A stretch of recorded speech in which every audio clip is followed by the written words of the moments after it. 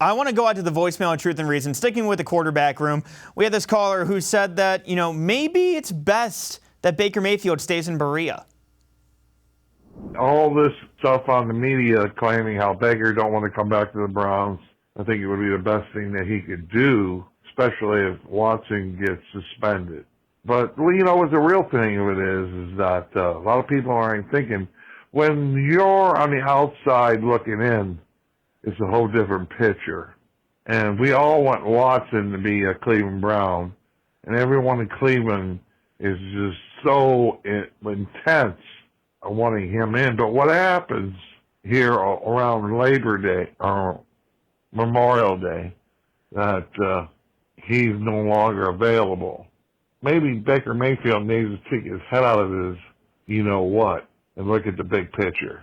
The Browns drafted a lot of great people. Baker wants to go, and the Browns organization already made that judgment. But what's the best for Baker Mayfield?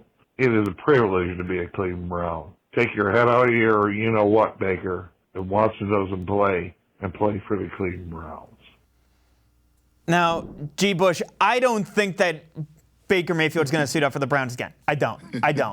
Like, whether or not Watson's suspended or not, they signed Jacoby Brissett, they signed Josh Dobbs, they cleaned that entire QB room out. And so, at this point, do you see a circumstance or a situation where Baker Mayfield ends up just coming back and trying to work out with the Browns, at least when it comes to this season, if Watson is still suspended?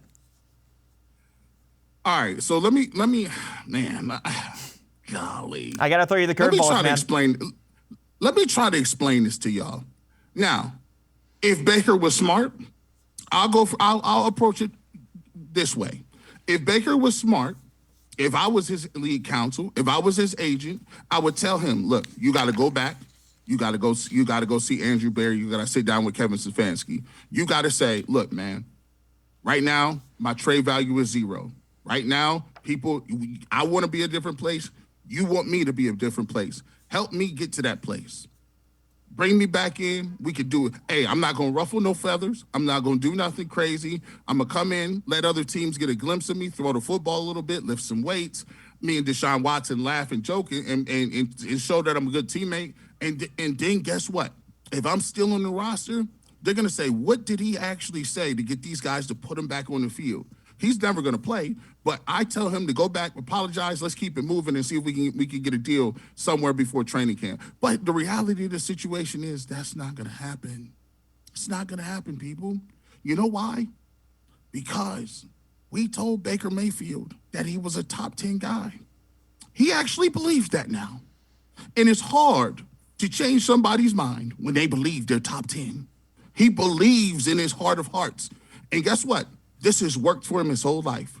He went to Texas Tech. He said, you know what? I'm a walk-on. He got the job. They didn't give him the job. You know what he did? He didn't stay at Texas Tech and say, let's keep going and fighting for this job. You know what he said? I'm going to Oklahoma. He was there. He was a backup. He earned his starting job. It worked for him again. Why do you think that he's going to get to the pros, be the number 1 overall pick in the game, and then be like, you know what? Maybe I am a backup. No, he's not. He's going to pull the same thing he did the last 2 spots. And he's going to say, send me to a new team. I'm going to go in there and I'm going to start.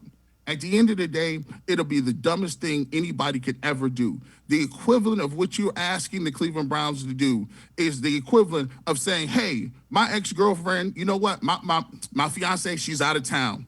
I'm bored for the next couple of weeks. You know what?